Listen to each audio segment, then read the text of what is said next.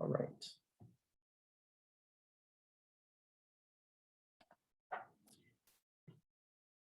All right, sorry about that, folks. Okay, so let's go ahead and we'll start over. So my name is Mike. I am the fiber optic administrative assistant for the city of Mountain Home, and I'll be going over the presentation with you tonight. And this will hopefully help give you a better understanding of what the fiber optic network is capable of, some reasons why you should do it, whatnot. And I'll take questions in between each slide. So Mike is going to be documenting any questions that come in through the chat. So for this session, we're going to keep the microphones muted so that there's not a bunch of people trying to step on each other while they're talking, but we will answer those questions in between slides. So please do type them in the chat box. And then at the end, we can go over any questions that may not have been answered. So, all right, so without further ado, we'll go ahead and go on to our topics for this evening. All right, let's give it a second. It's loading.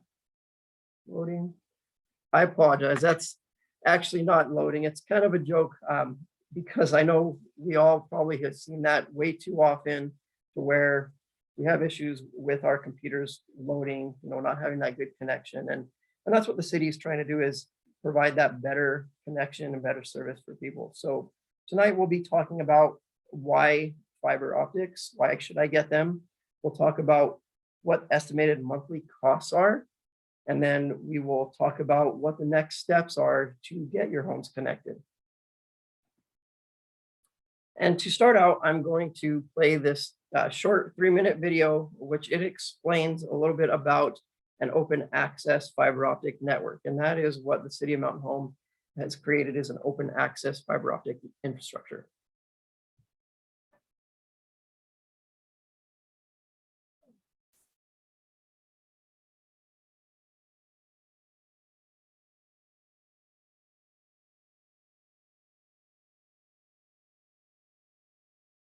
Become computers with wheels. Farms become computers with soil. And airplanes.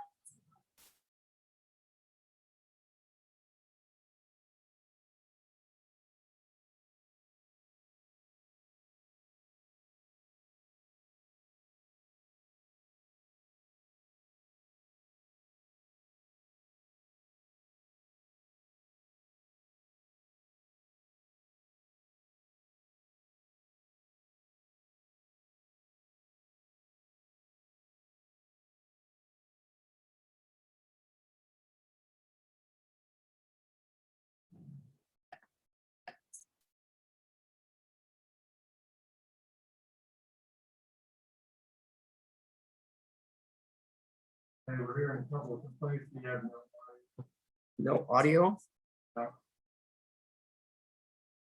audio was there, then it was gone. We came on here, started over the website. Okay, I'm going to go ahead and pause here real quick because it looks like there's some audio issues. Some people are having a hard time hearing.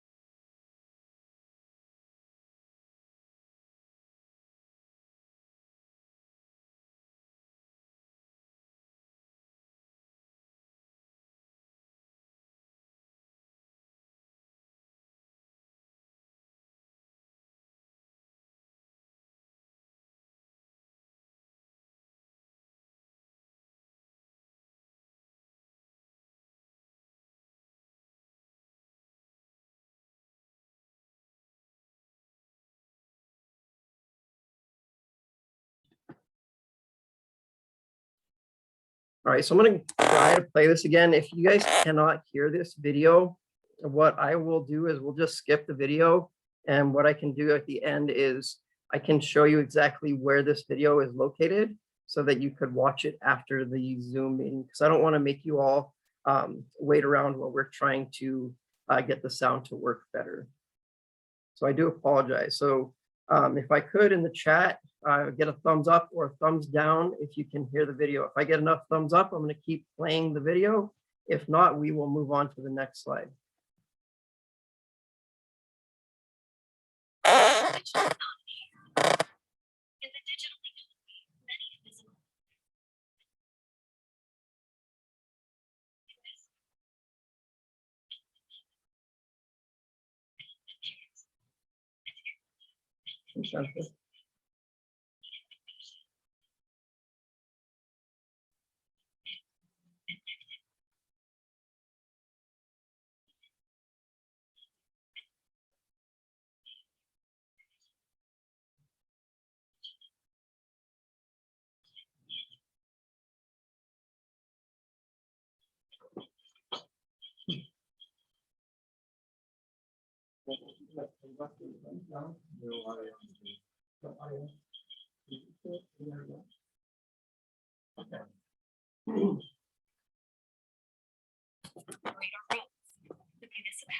Okay, so it looks like that's not going to work for the audio, so I do apologize. I will show you the link for that video afterwards, but I'm going to explain basically what this video says anyway, so we'll just go ahead and move on.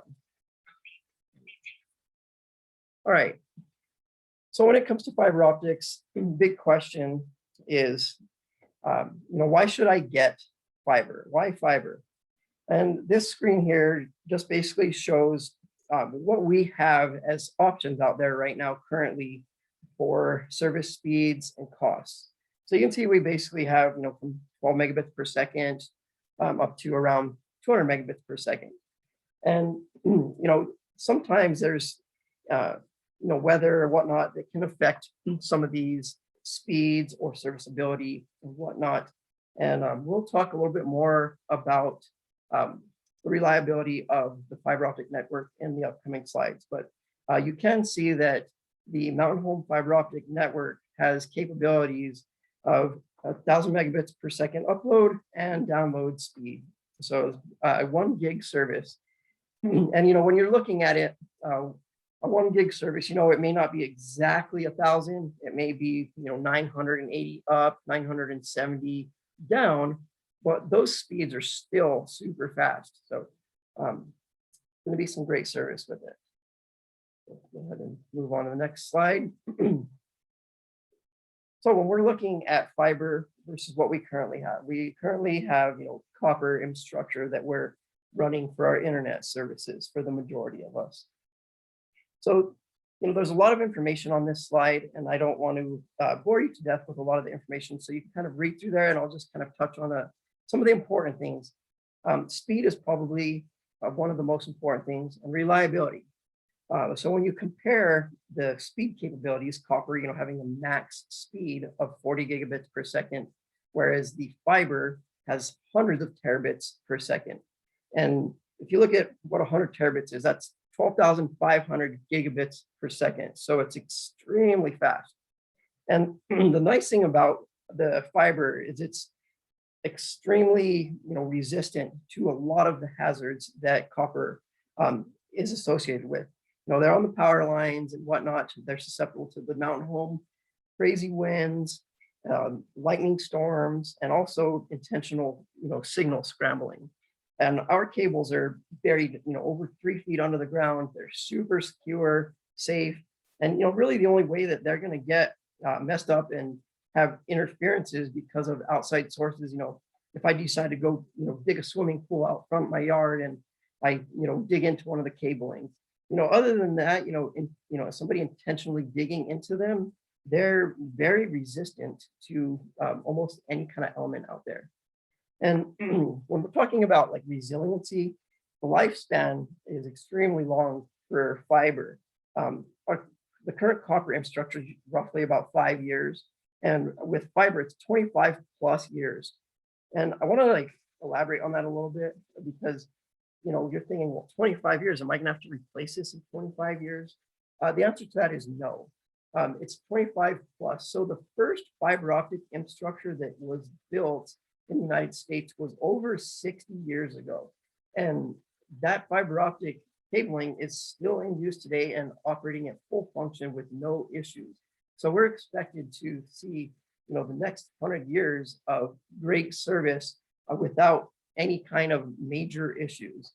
And the nice thing is there's no technologies out there right now that are expected to be able to exceed the capabilities of what fiber optic is capable of for the next 100 years. Now, when we go to communications, talking on the phone, we're in a digital age, everyone's on the phone talking or online, whatnot, but let's just simplify it. When you pick up a telephone to make one phone call, it takes 2 copper wires to run that one phone call. Now, for the fiber optic cable, it only takes 2 tiny fiber strands to run 24,000 phone calls simultaneously. So it's got a super amazing capability that will be able to support all of the 21st century functions. Now, before I move on, is there any questions about this last slide here? Was there any questions over there, Mike, that I need to address at this point? Okay, so it looks like we can go ahead and keep moving on. All right, so big question is, what is this going to cost me? It's an amazing thing.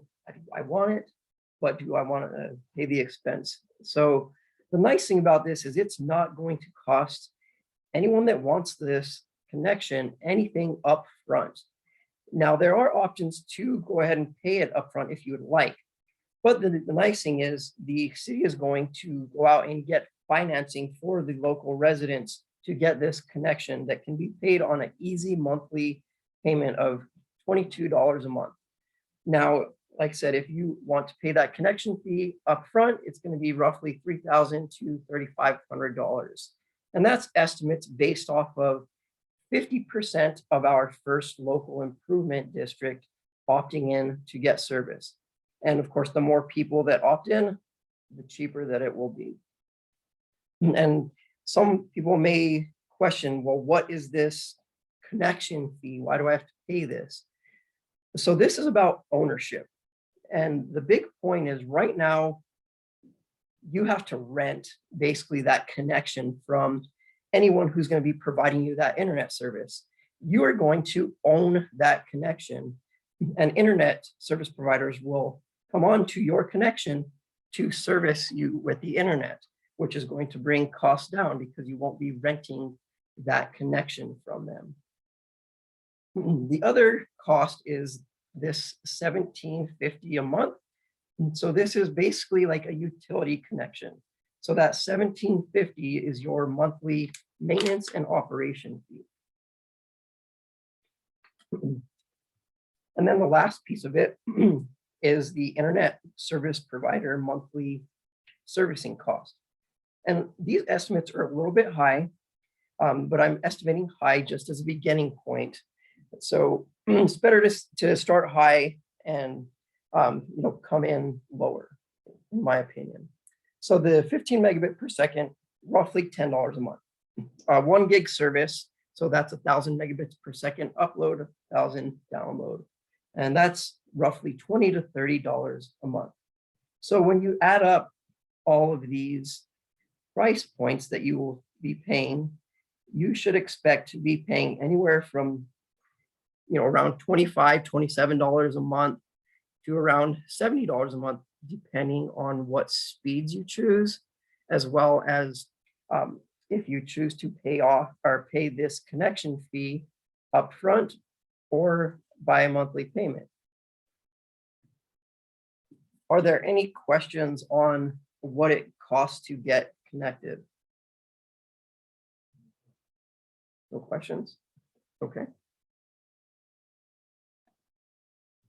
This next screen here goes into detail on some examples about internet service provider costs.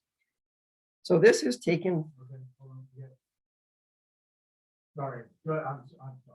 oh, no, We had a couple of questions that just popped up in the last slide. okay. So first question is what happens to the monthly payment if I sell my house? Okay. And then second is why is the installation cost so high? All right, so I'll answer the first question. What happens if I sell my house? And that's a great question. So thank you for speaking up with that. I know that's a big worry, especially in a community that has people that frequently are coming in, going out, PCSing with the military or whatnot. So the nice thing is if you pay that connection fee of $3,000 to $3,500, when you do decide to sell your home, that remainder amount that's not paid off will be able to be transferred to the new homeowner. And a lot of time what happens is that new homeowner that is purchasing the house, they can just finance that right into the home loan that they are taking out. So you don't have to worry about having to, take that. Let's say that you're in the house for, a year and there's still, $2,700 left on it. You're not going to have to pay that out of pocket because that cost will now be transferred to the new homeowner since they will be now owning that connection that you were paying for. And hopefully that answered that question. If it didn't, just please respond in the comment section. And then the second question was, why are the costs so high? So to get the fiber optics, there's a lot that goes into it. And one of the pieces is drilling to get all of the cabling underground, getting the fiber optics, the supplies, and getting those connections. The nice thing about this, though, is the more people that opt in to do this, the cheaper the expense goes, because then the expense is going to get shared between everybody that opts in instead of just a few people, if that makes sense.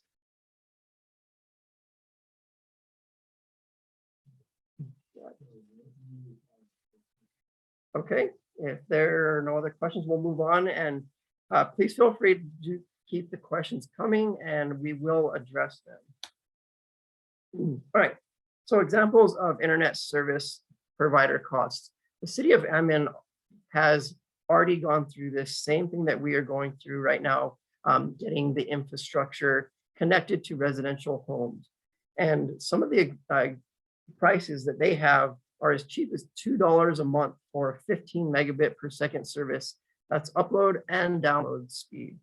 And you can see that if you wanted a 1 gig service, that's going to be $10 a month. So it's super cheap and it's really easy to decide which subscriber you want and if you want to change that subscriber. So this is going to be an online portal that you have access to. You will come in here and you can see which subscriber you want and you can choose that one. And for some reason, if you started out with this lower speed and you realize that that's not fast enough, you could step up tomorrow to this next subscriber or even the same day and switch instantaneously. And you're not going to have to change out any equipment or get any new modems or anything like that.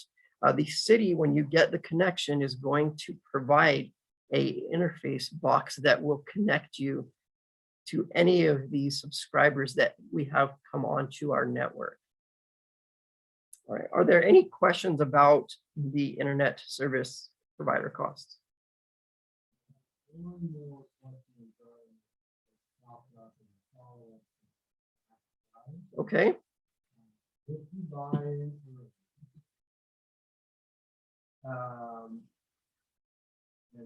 and more people join from that neighborhood later, is there any kind of cash back or any other way that you get them lower the cost?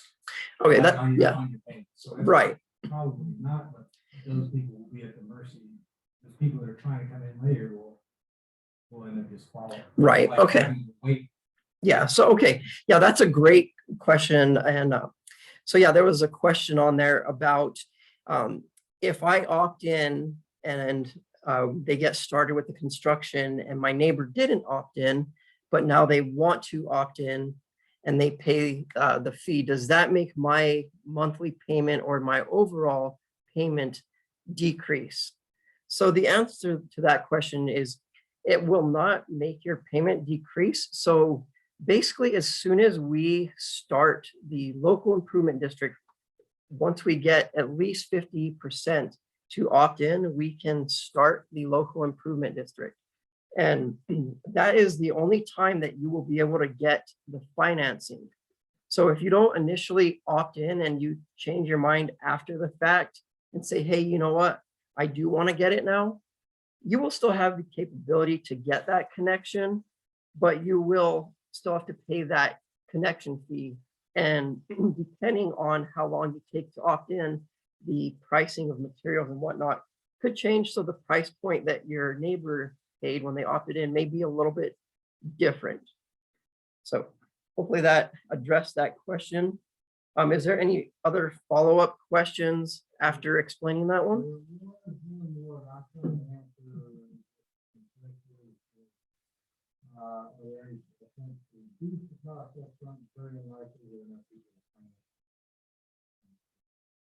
So I was just saying that people who are talking about participation rates and improving the neighborhood and 50% option rate is Right. Yeah, and so these price points right here are based off of a 50% opt-in rate. And the more people that do come on, the cheaper it will be. And I'm going to talk a little bit on the next couple slides about why should I pay that much, and kind of help give you all an understanding, why it's worth it. But let's see, are there any other questions? If not, I can go on to the next slide and we'll be able to address some of those other questions. Oh, okay. Yes, there's a couple other questions that came in. Yeah. So that's that one. Just what if the person buys your home, doesn't want fiber optic? Right. Yeah. So if somebody buys your home and doesn't want fiber optics, which, I think fiber optics is the latest and greatest new thing. So I think most people will want that connection. But if they did not want that connection fee will still have to be paid, but then they could choose not to have the service at their home. So basically, this fee right here, if they're not getting the service, they're not going to be paying for the maintenance and operation fees. It's like a utility connection. If you connect the utility, you're going to have to pay for it. But this one-time connection fee, that will have to be paid regardless whether the new homeowner wants it or not. And I'll just go ahead and address it. The nice thing about this, though, is when you do get your connectivity to your home, that's going to raise your home value roughly about 3%. So if your home's worth about 175,000, you put that connection on there, and that's going to raise the value roughly about $4,500. So that cost is going to basically balance itself out. Let's see, are there any other questions that you saw come through, Mike?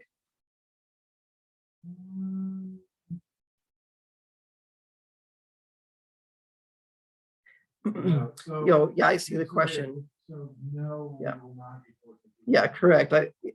So this is going to be 100% voluntary. If you do not want to opt into getting your home connected to fiber optics, you do not have to. It's going to be 100% voluntary.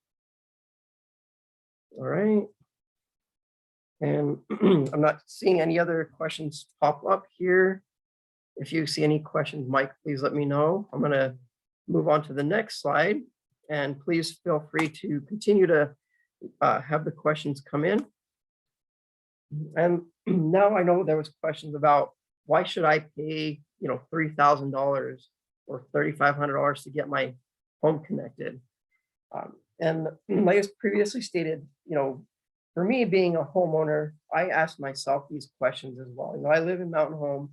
And, $3,000, that's, significant, but when it's raising your home value, over $5,000, and that's based off of a $175,000 home, that was a pretty easy sell for me because it basically is more than paying its a connection fee off. And honestly, one of the other big things for me is owning that connection. When you opt into this and you get that connection, you pay for that connection, you own it. So that's going to, in turn, it's going to make your internet price points a lot less expensive, as well as you're going to get a way more reliable service. The big thing is that we constantly see concerns come in from mountain home residents is the reliability of the current infrastructure that's being used and the very slow speeds. And with the fiber optics, that addressed my other huge issue of being able to have those connections with the speeds that I need to be able to have my kids playing their video games, and I'll be able to do work for business related stuff, or I'll just be able to watch a movie or stream one of my TV shows without having to wait for it to buffer. And the third thing is taking control back. Right now, as residents, we don't have control of our internet or what happens with it. We don't have control of the price points. We don't have control of the speeds that are offered. We are basically dependent on somebody else being able to build that infrastructure and charge us for it. So the nice thing about the city building this infrastructure and you paying for that connection is you're not going to be having to rent that connection from anybody else and be paying that really high monthly rental fee for that connection. So that's another huge thing, is being able to have that capability there. And another big thing is being able to achieve all the capabilities that are out there today in the 21st century. Me personally, I have a lot of smart devices, and I'm sure that a lot of you out there as well have, smart TVs, the smart doorbells. You have the cameras that will record and you can watch them on demand. Or, shoot, some of you may even have the smart refrigerators that can even, order groceries for you when they're getting low. With the current, speeds and reliability, it makes those kind of devices really not function the way they're supposed to. So to truly be able to get the smart home capabilities, the fiber optics is going to provide that. When you look at, your Ring doorbell or your security cameras, when you see a notification that there's motion and you click on it, and it tells you can't connect to your camera because you can't connect to the network, that basically is not the type of, connections that at least I would want. And there's plenty of reasons. I'm sure that each of you probably have your own individual reasons why you would like to do this. Are there any questions on this slide on, why is it worth it to get connected for the connection fee?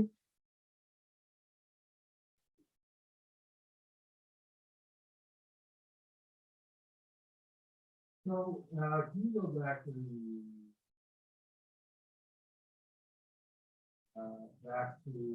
your five plus again? Sure. Okay, we're going to go back a couple slides here. This one here. Yeah, so 1750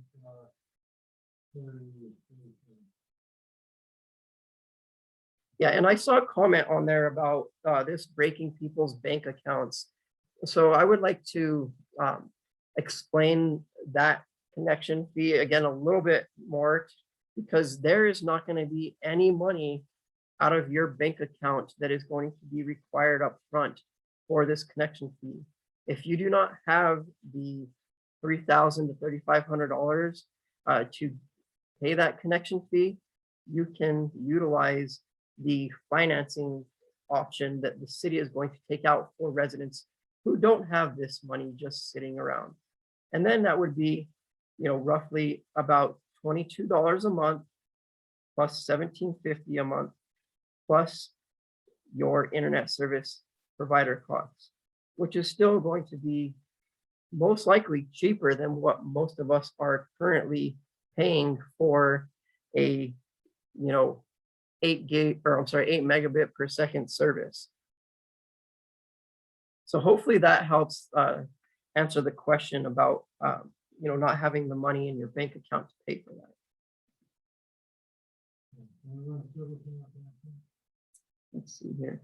So, so the nice thing about this infrastructure is there are actually private secure connections, and you're going to own your connection. You're not going to be sharing it with your neighbors or whatnot. So that's going to be your own connection.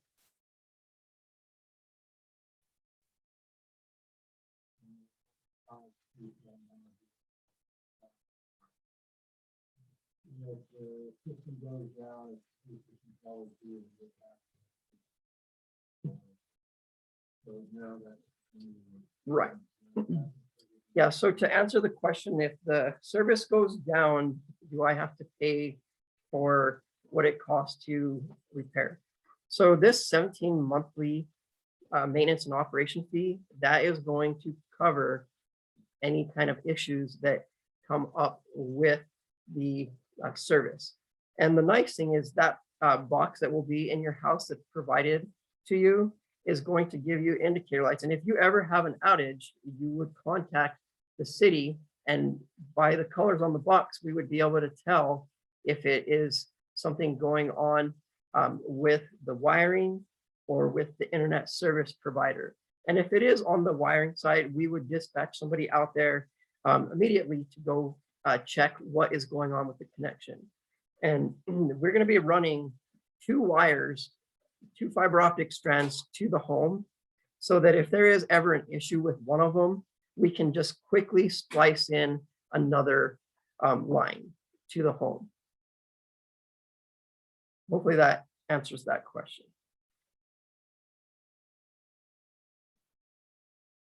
What is going to be available downtown?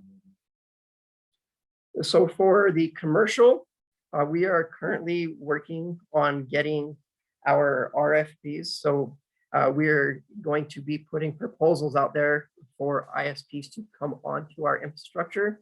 And as soon as those are going to have to go through City Council for approval, and that should be in the next upcoming month or so is what I'm planning on getting those submitted to council.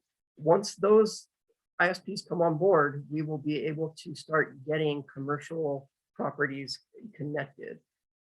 And depending on how far you are from the main trunk lines that we are currently at, will depend on how much the associated cost is for the connections.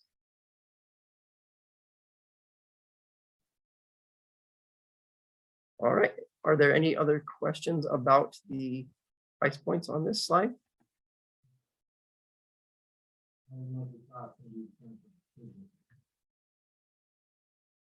So the business costs, the connection fee is going to be a little bit higher than what it is for a residential home, because that business will be paying individually for that connection and it won't be shared amongst your neighbors.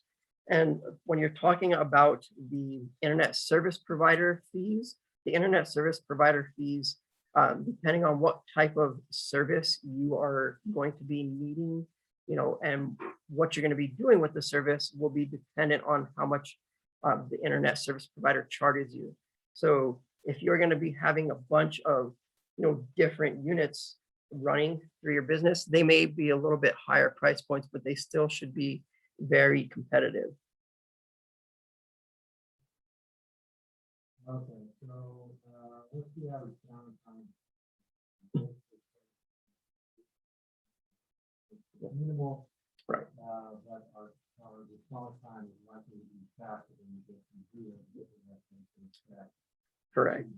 Yeah, so for the downtime, if there is an issue, downtime for these issues, depending on what the issue is, if it's just a quick, small splice, wire splice at your home, that shouldn't take very long. If somebody accidentally uses a backhoe and digs up one of our main lines and tears apart an entire wire bundle, then that could take maybe a couple hours, but it's definitely not going to be days. I've heard complaints from people before about having to wait 4 or 5 days for somebody to come in and fix that. And I see Mary, your screen just popped up. Did you have any comments to add to that, Mary? Well, let me unmute you. Hold on a second. Hang on a second, Mary. I got to unmute you. Oh.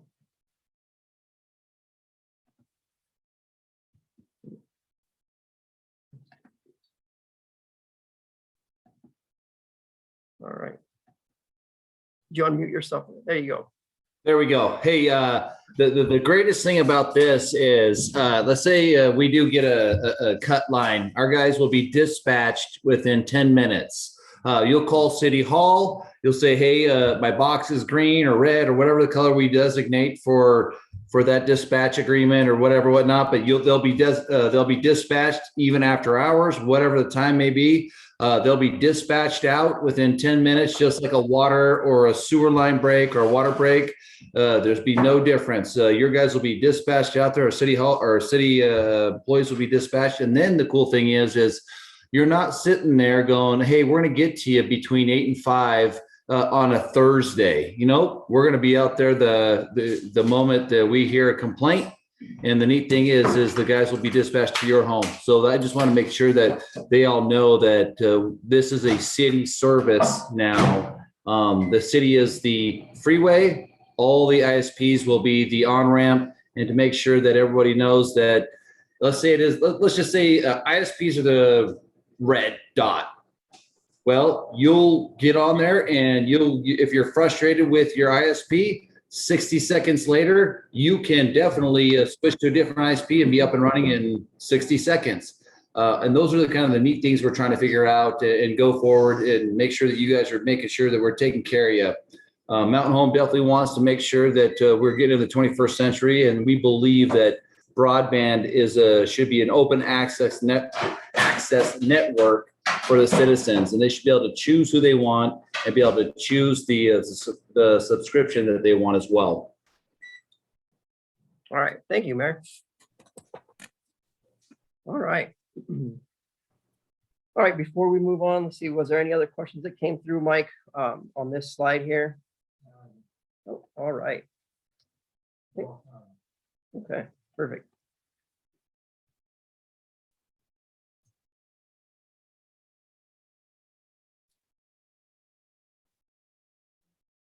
And actually go back here. And before I move on, because I know we kind of ended on this slide here, was there any questions on, reasoning why should I spend this money to get my home connected?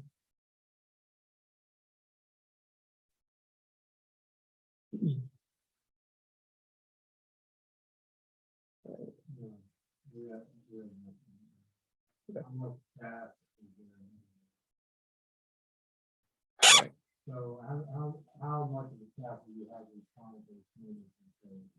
Yeah, so right now we have currently on staff, we have 3 dedicated people. And as we get the local improvement districts connected and more home residents connected, as we see the demand for it, we may bring on additional people to be able to service any more additional issues. And to get started on this first local improvement district, we want to get this done as fast as possible for all of the Mountain Home residents. So, we're looking into getting, contractors that can go out there and just get these homes connected as quickly as possible, because we want to be able to provide this awesome service to you and not have you have to wait, extended periods of time, which, may bring up a question, if I do opt in for this first local improvement district, how long will it take to get my home connected. So for, those first, 1,000 homes or so, if we do 1,043 homes, we're estimating about a 12-month connection time to get every home connected. All right.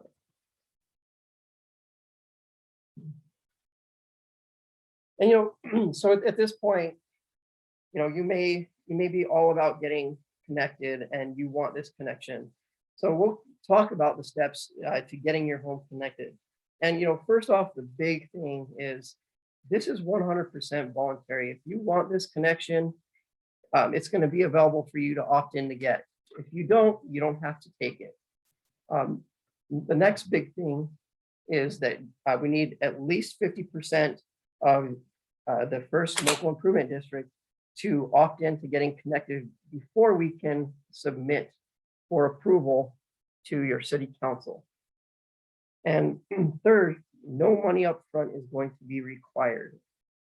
I talked about the financing options that are out there. So the city is going to, get with local banks, find the cheapest interest rates to, make it as least expensive for mountain home residents as we can. That's the big view on why the city is doing this is, for one, we don't want you to have to pay astronomical prices.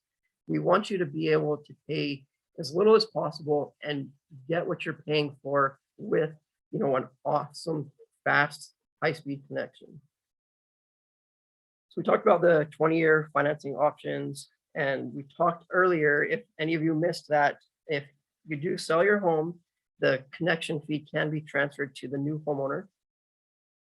And to sign up, I will switch screens here real quick, and I'm going to show you how to opt in. If you go to the City of Mountain Home,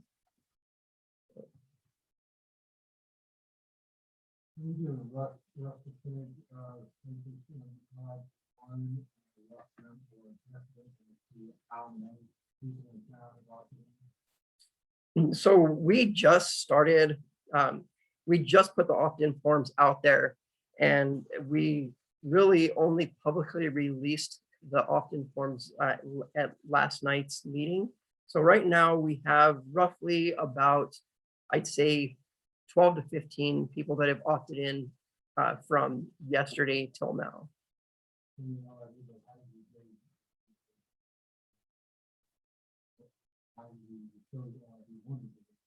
Oh, so yeah, there's some questions on why we chose LID1. What's that?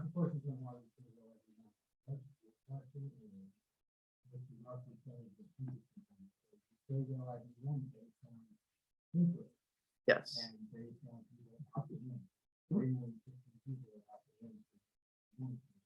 Right.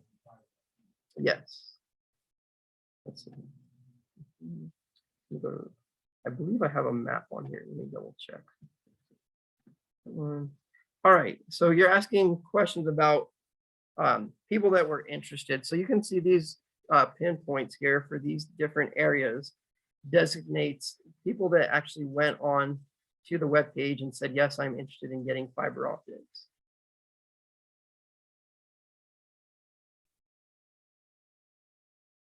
And so I'm going to switch back to this screen. I can go back to this screen here in a second. For people that are interested in getting connected, here at the city page, you go to departments, you go to the fiber utility.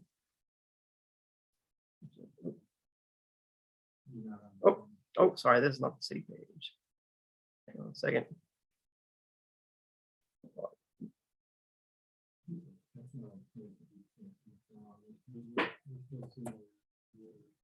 Oh, I got to share that screen. Okay. All right. Yeah, I'll switch screens. Hang on a second. All right. Screen share. Okay. All right. So you're excited about this. You want to get your homes connected. You're going to go to the City of Mountain Home page here at Mountain Home US, or I'm sorry, .home US. And you're going to go to the fiber page right here, Mountain Home Fiber. And you see this just popped up right here. You click on opt in. And it's going to bring you to this website. Here is the opt-in form on the right. And this is through PDF Filler. You would just click on Get Started. And you would consent to your electronic signature.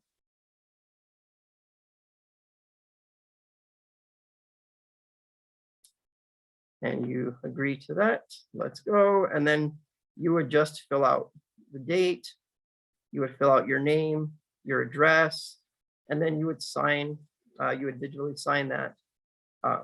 So it's pretty easy. And if you have any questions, we also have these forms at City Hall, and you can also pick these forms up at Public Works if you would rather just fill them out and hand them in to us. Are there any questions on how to opt in for service? All right.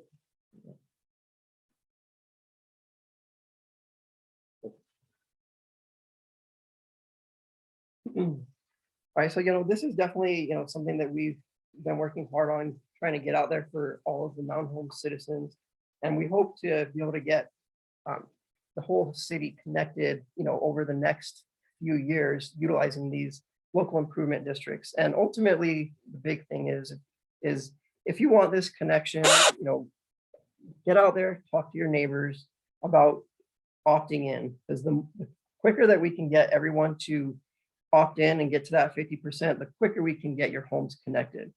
And we're always here to answer any questions. We also just created a Facebook page for the fiber optics department. So you can ask me questions through there via chat, or you can email me as well. And here's the links down here and my contact information if you have any questions. And we've gone over quite a few things tonight. So if any other questions do pop up, please feel free to ask. We first started out by talking about, why should I get that fiber? And I think just to reiterate on some of the big points is owning that connection, being able to pick and choose which provider you want, being able to have the lower costs. And then we talked about the price points to get connected. And we talked a little bit about how many people we need to get to sign up to start the process to get the local improvement district started. So at this point, that is basically all the topics we are covering for this first open house session. If there are any questions, I will leave the meeting open here for the next few minutes to answer any questions that may come in. And I do appreciate all of you coming out tonight to learn more about the fiber optic connection. And we definitely hope to be seeing you soon to get your homes connected.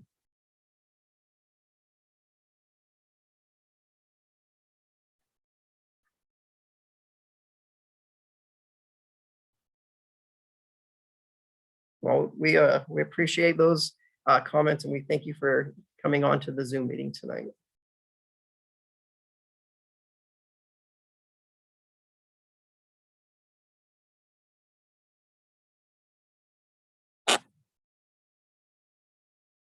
Mike, can you put all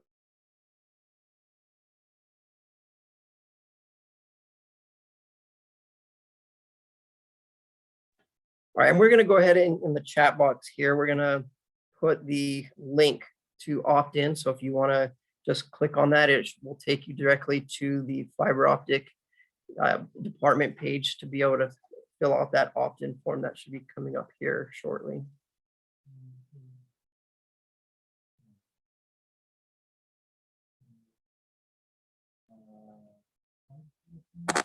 Oh, yes, definitely.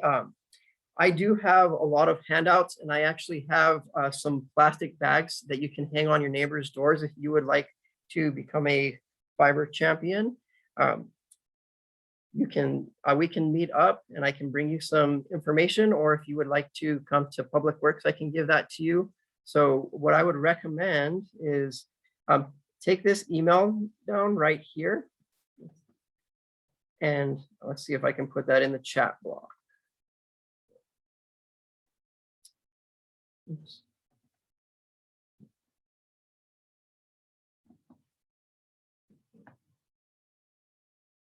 All right.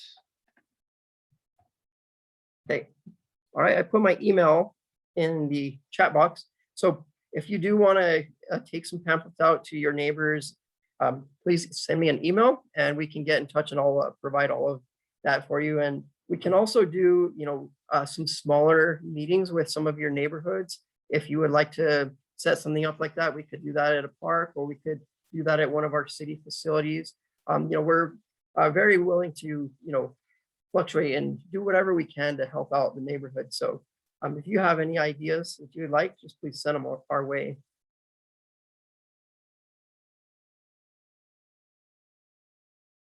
And then there, Mike did post that link for the opt-in form, the PDF filler right here.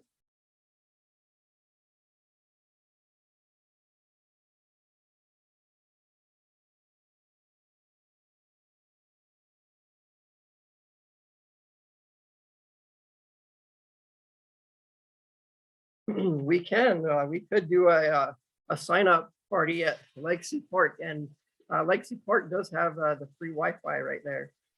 So that would work out. We can make that happen. Why don't you send me an email on some dates and times of when some neighbors want to meet up, and I will be there.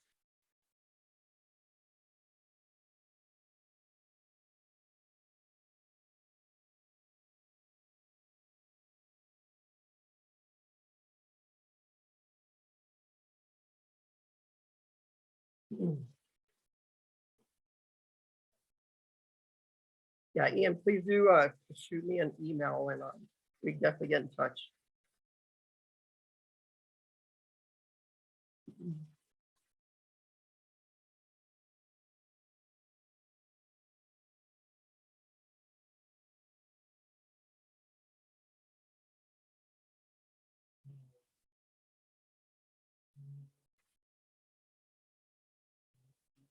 All right. I say until 7 o'clock, and if we don't have any other questions come through by 7 o'clock, we will go ahead and end the session at 7 o'clock.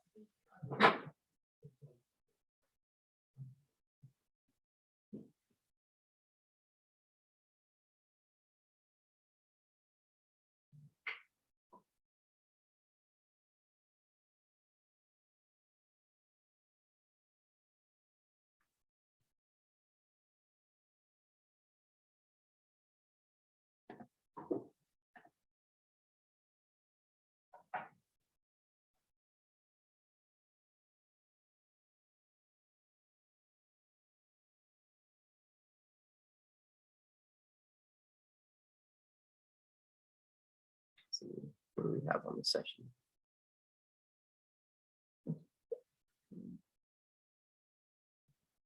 Yes, so once you hit done on the form, it will send me a notification and the form will come to me. And then I will be able to document that you have opted in.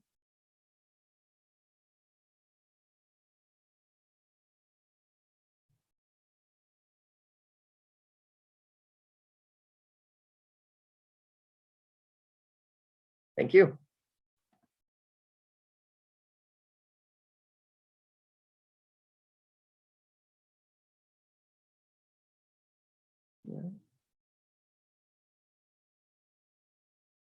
Yes, and to indicate if you do not have any other questions, feel free to end the session at any time that you would like.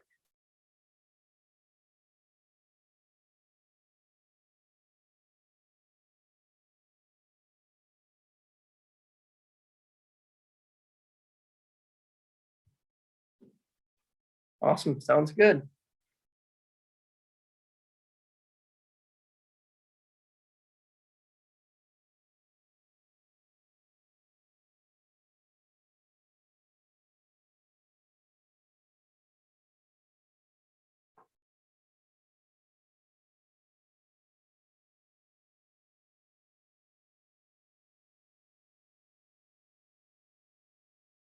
That's it. Just wanted to- everyone else- All right, sounds good. Okay, do I need to hit stop recording here? Yeah, it's not laptop, so that you can put it in the shared drive and snap it out of there tomorrow. All right. So, oh, here we go. So let's stop share. Close that. And